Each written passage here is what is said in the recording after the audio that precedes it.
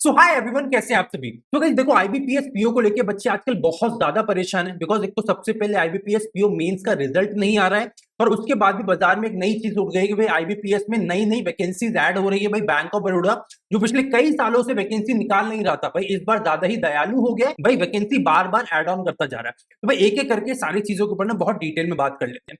भाई सबसे पहले चलते हैं अपने सबसे इंपॉर्टेंट क्वेश्चन के ऊपर बात करते हैं कि भाई आईबीपीएस पीओ वैकेंसी इंक्रीज हुई है या नहीं हुई है।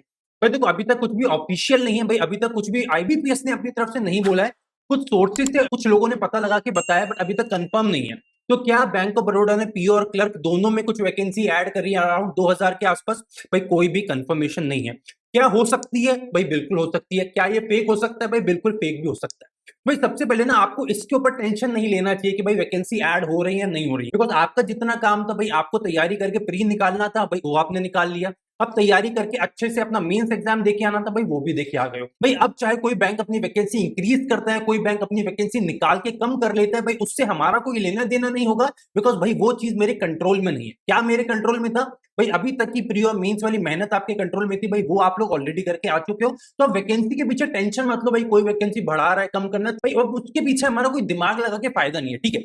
बट फिर भी अगर हम आईबीपीएस पीओ मेंस के रिजल्ट की बात करें तो भाई आईबीपीएस पीओ मेंस का रिजल्ट इस हफ्ते आने के चांसेस बहुत ज्यादा हैं। अब भाई ऐसा मैं क्यों बोल रहा हूं, बिकॉज भाई आईबीपीएस पीओ इंटरव्यू की जो डेट्स होते हैं ना, वो हर साल फरवरी के महीने में ही होते हैं। मतलब ये पहले से प्री डिसाइडेड होता है कि फरवरी के महीने में इंटरव्यू लिया जाएगा, फिर मार्च के महीने में सारी चीजों को एड ऑन करा जाता है। भाई इंटरव्यू में इतने इतने नंबर आए, मेंस में इतने इतने नंबर आए, जिससे फाइनल रिजल्ट, इनका फाइनल रिजल्ट की डेट भी फिक्स होती है। भाई ये भी आपको पहले से पता होगा। तो इस वजह से इंटरव्यू की डेट तो फरवरी में ही होगी। तो इस वजह से हो ना हो, आईपीएस पीओ मेंस का जो रिजल्ट है वो इस हफ्ते आ जाना चाहिए, ठीक है। और इस हफ्ते नहीं भी आए तो अगले हफ्ते तो 110 200% अगले हफ्ते आ जाएगा।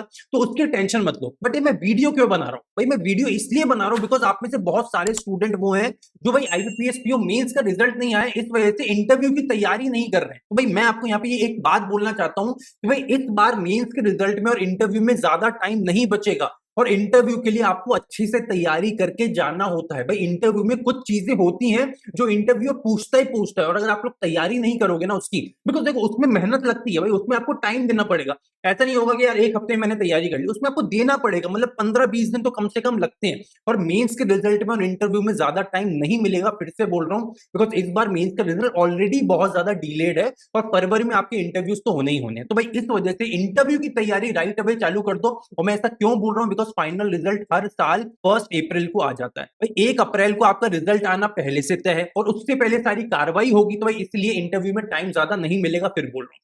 इंटरव्यू के आखिरी में कुछ टिप्स देना चाहता हूँ कि आईबीपीएस पीओ वाले भी स्टूडेंट फॉलो कर सकते हैं, एसबीआई पीओ वाले भी फॉलो कर सकते हैं। भाई वो क्या क्या टिप्स हैं बताया तो भाई सबसे पहले आप लोग इकोनॉमिक इश्यूज के ऊपर पढ़ना चालू कर दो। जितने भी करंट में इकोनॉमिक इश्यूज चल रहे हैं प्लस फाइनेंशियल इश्यूज चल रहे हैं, भाई इनको पढ़ना चालू कर दो। मतलब डेली बेसिस पे हर दिन 1 घंटा न्यूज़पेपर को चाटना चालू कर दो। स्टार्ट से लेके एंड तक पढ़ो, सारी चीजें पढ़ो, इंग्लिश में पढ़ो, हिंदी में नहीं। इंग्लिश में पढ़ोगे तो आपको इंग्लिश में फ्लुएंसी आएगी। और देखो जनरली ऐसा होता है कि आईपीएस के जो इंटरव्यू होते हैं वो सारी लैंग्वेज में होते हैं। मेरा तो पंजाबी में भी हुआ था एक्चुअली।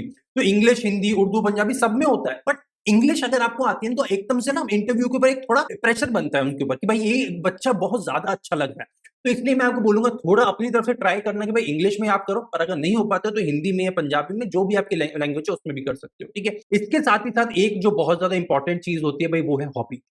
भाई हॉबी के ऊपर काम जरूर कर लेना, बिकॉज इसके ऊपर कई बार ऐसा होता है कि पूरा पूरा इंटरव्यू आपका अकेले हॉबी के ऊपर चलता है। आपकी वो आपकी हॉबी क्या है? अगर आपकी अभी तक हॉबी कोई है तो भाई उसको ब्रशअप करना चालू कर दो, ठीक है। मतलब जो भी आपकी हॉबी आपको लगती है उसको ब्रशअप करना चालू कर दो। पर अगर आपको अभी तक लगता है कि भैया मेरी कोई भी हॉबी नहीं है, तो भाई हॉबी बनाना चालू कर दो, ठीक है। भाई नेट पे जाकर सर्च करो, कोई भी सिंपल सरल सी हॉबी पकड़ो और उसको पढ़ना चालू कर दो।